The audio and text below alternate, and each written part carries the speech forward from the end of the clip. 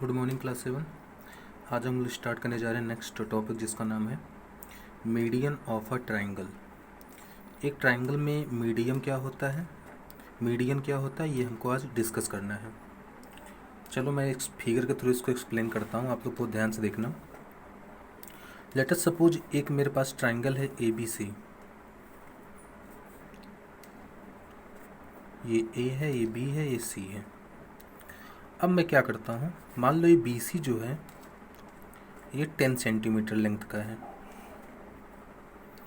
अब मैं A point से इस BC पे एक लाइन इस तरीके से ड्रॉ करना चाहता हूँ कि वो BC को 2 इक्वल पार्ट्स में डिवाइड कर दे। मान लो ये मिड पॉइंट है BC का, इसको मैं D मानता हूँ। तो इसका मतलब BD जो होगा वो कितना होगा, BD की लेंथ जो होगी वो 5 सेंटीमीटर होगी। और DC की लेंथ क्या होगी बेटा, ये भी 5 सेंटीमीटर होगी। तो अगर D जो है मिड पॉइंट है तो A को अगर मैं D से मिला दूं, ऐसे A को मैंने D से मिला दिया, AD एक लाइन बन गई हमारे पास, लाइन सेगमेंट।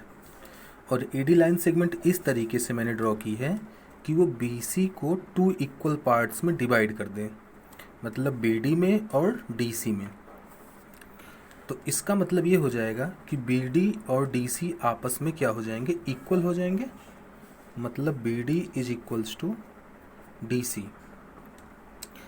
तो अगर ऐसा कंडीशन हो रहा है, अगर ये कंडीशन आ रही है कि BC को कोई एक लाइन 2 इक्वल पार्ट्स में डिवाइड कर दे रही है, तो यही लाइन क्या होगी, इसी लाइन को मीडियन बोला जाएगा। ठीक, अगर ये लाइन इसको 2 इक्वल पार्ट्स में डिवाइड ना कर पाती तब ये मीडियन ना होती, लेकिन ये लाइन इस BC को 2 इक्वल पार्ट्स में डिवाइड कर दे रही है, इसलिए AD को क्या बोला जाएगा, मीडियन बोला जाएगा। AD मतलब ये वाली लाइन सेगमेंट। तो इसकी डेफिनेशन हम लोग लिख लेते हैं। तो मीडियन की डेफिनेशन क्या हो जाएगी बेटा, a median of a triangle divides the side into 2 equal parts, so AD is median. ठीक है, नेक्स्ट हेडिंग है हमारा एल्टीट्यूड ऑफ अ ट्राइंगल। अब तक हम लोगों ने मीडियन को डिस्कस किया, अब एल्टीट्यूड क्या है इसको देख लेते हैं। अगेन मैं अज्यूम करता हूँ कि मेरे पास एक ट्राइंगल है जिसका नेम है ABC। अब मैं BC पे एक ऐसी लाइन ड्रॉ करना चाहता हूँ जो A से आए और BC पे आकर के लैंड करे, लेकिन वो इसको 2 इक्वल पार्ट्स में डिवाइड ना करे, बल्कि इस पे एक 90 डिग्री का एंगल बनाए। सपोज ये लाइन मैंने A से इस पे ड्रॉ की BC पे, मान लो ये D पॉइंट पे, चलो इसको कुछ और नाम दे देते हैं, मान लो ये P पॉइंट पे आकर के इस पे गिरी। अब इस A जो है P पॉइंट पे इस तरीके से आएगा कि ये वाला जो एंगल हो ये 90 डिग्री हो जाए। अगर ये वाला एंगल 90 डिग्री है तो ये वाला ऑटोमेटिकली 90 डिग्री हो जाएगा। भाई दोनों एंगल्स का सम 180 होना ही चाहिए, तो इधर का 90 तो इधर का भी 90। तो कहने का मतलब ये है कि अगर कोई एल्टीट्यूड है तो वो सामने वाली साइड पे 90 डिग्री का एंगल बनाएगा, तो वो एल्टीट्यूड हो जाएगा। अब आप लोग सोचोगे कि क्या ये BC को इक्वल पार्ट्स में डिवाइड करेगा, नहीं, ये BC को इक्वल पार्ट्स में डिवाइड नहीं करेगा। अगर BC सपोज 10 सेंटीमीटर का है तो ये हो सकता है ये 4 हो जाए, ये 6 हो जाए, या हो सकता है ये 3 हो जाए, ये 7 हो जाए। ओके, तो ये BC को इक्वल पार्ट्स में डिवाइड नहीं करेगा, बल्कि ये BC पे एक क्या बनेंगे, 90 डिग्री का एंगल बना देगा। तो अगर ये 90 डिग्री का एंगल सामने वाली साइड पे बना रहा है तो इसलिए इसको क्या बोला जाएगा, एल्टीट्यूड बोला जाएगा, एल्टीट्यूड ऑफ ट्राइंगल। तो इसकी डेफिनेशन क्या होगी, इसको भी नोट डाउन कर लेते हैं। तो इसकी डेफिनेशन मैंने लिखी बेटा, एल्टीट्यूड, या फिर लिख सकते हैं an altitude of a triangle makes a 90 degree angle on the given side, so AP is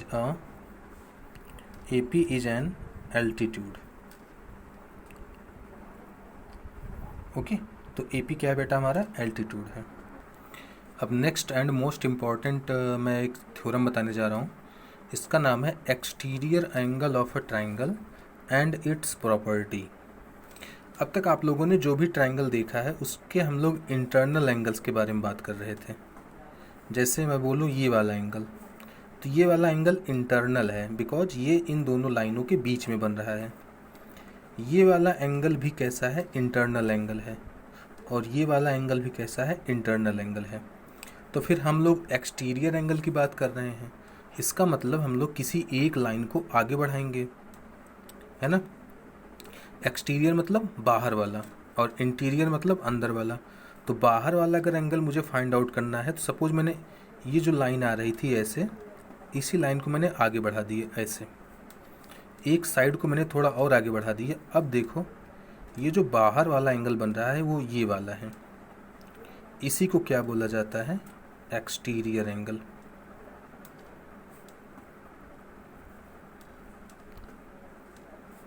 ठीक, अब मैंने अगर ये वाली साइड बढ़ाई तो ये वाला एंगल बन गया। सपोज अगर मैंने ये वाली साइड बढ़ा दी होती तो ये वाला एंगल बन जाता, और ये वाला एंगल भी क्या हो जाता, एक्सटीरियर एंगल हो जाता। अगर मैंने ये वाली साइड बढ़ा दी होती तो ये वाला एंगल बन जाता, और ये वाला एंगल भी क्या होता, एक्सटीरियर एंगल होता। ठीक है, तो इसको नेम रख देते हैं ए बी सी, और यहाँ रख देते हैं डी। तो एंगल ए सी डी ही क्या है, हमारा एक्सटीरियर एंगल है। तो हम लोग लिख सकते हैं here angle A C D is exterior angle.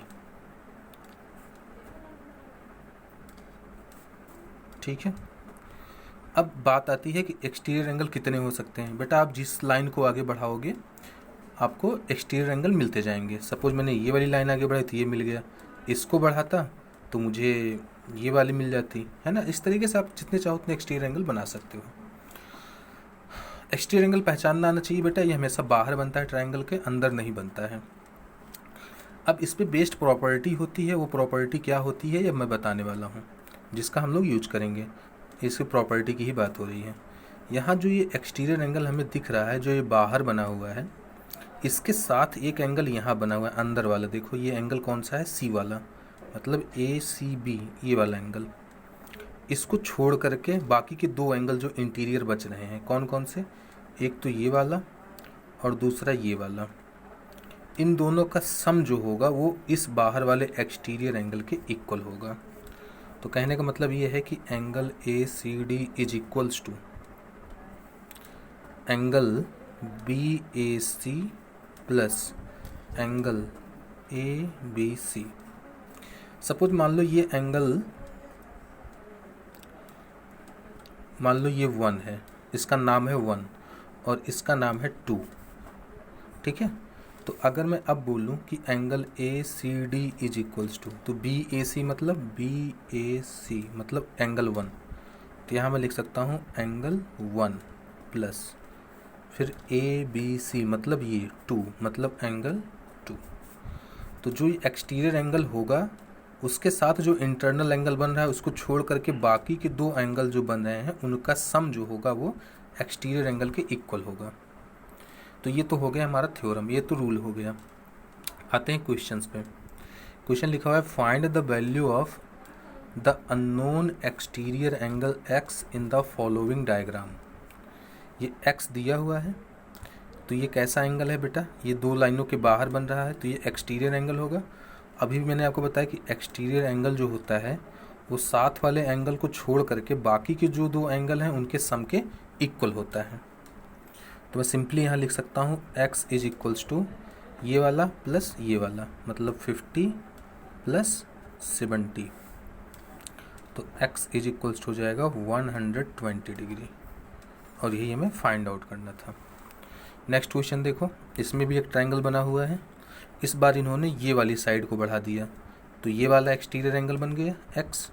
तो इस x की वैल्यू कैसे निकलेगी बेटा, अगर ये एक्सटीरियर एंगल है तो अपने साथ वाले एंगल को छोड़ करके बाकी के जो दो एंगल हैं उनके सम के इक्वल होगा। तो 30 डिग्री प्लस 40 डिग्री, तो x हो जाएगा 70 डिग्री। नेक्स्ट क्वेश्चन देखते हैं। इसमें लिखा है find the value of unknown interior angle x in the following figure. ये x है और ये 50 डिग्री है और ये एक्सटीरियर एंगल है 115 डिग्री। इस बार इन्होंने एक्सटीरियर एंगल दे रखा है लेकिन अंदर वाले एक एंगल को अननोन कर दिया है, तो हम तो उसी रूल के अकॉर्डिंग चलेंगे जो हमें पता है।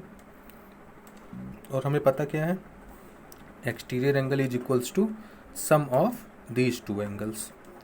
तो मैं लिख सकता हूँ 115 degree is equals to 50 degree plus x.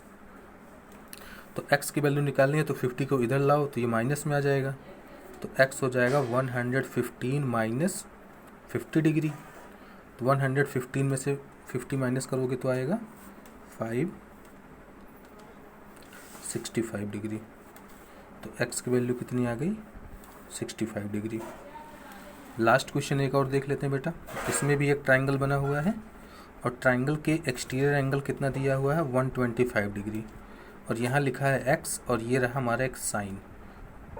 अगर आपको जब भी किसी भी ट्रायंगल में ये वाला साइन दिख जाए तो समझ जाना अगर कर्व जैसा बना होता तब तो कोई भी एंगल हो सकता था, लेकिन अगर ये पूरी तरीके से इस तरीके से बना है तब ये क्या होता है, 90 डिग्री के इक्वल।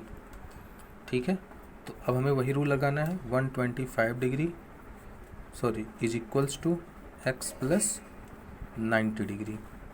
तो 90 को इधर लाओ तो x हो जाएगा 125 माइनस 90, 5 माइनस 0 तो हो जाएगा 5, 12 माइनस 9 तो हो जाएगा 3, तो 35 डिग्री हो जाएगा x की वैल्यू। ठीक है, तो इस तरीके से बेटा आप एक्सटीरियर एंगल वाले क्वेश्चंस सॉल्व कर सकते हो।